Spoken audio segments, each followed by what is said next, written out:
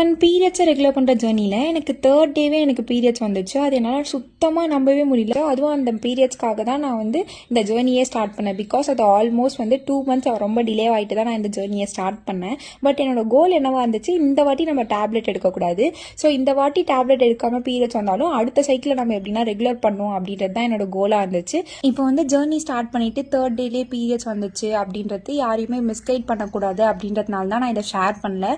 என்னோட அடுத்த சைக்கிள் கரெக்டாக 32 daysக்குள்ளே வரும்போது தான் இந்த சைக்கிளை வந்து எக்ஸ்பிளைன் பண்ணுறதுக்காக என்னோட ப்ரீவியஸ் சைக்கிளை வந்து நான் ஷேர் பண்ணேன். டயட் ஸ்டார்ட் பண்ணி உங்களுக்கு எவ்வளோ நாளுக்குள்ளே பீரியட்ஸ் வந்துச்சு அப்படின்றது தான் இப்போ நிறைய பேர் கேட்குற கொஷின். எனக்கு வந்து ஆல்ரெடி என்னோட பீரியட்ஸ் டேட்டை விட சேர்த்து 2 months எனக்கு பீரியட்ஸ் ஆகலை.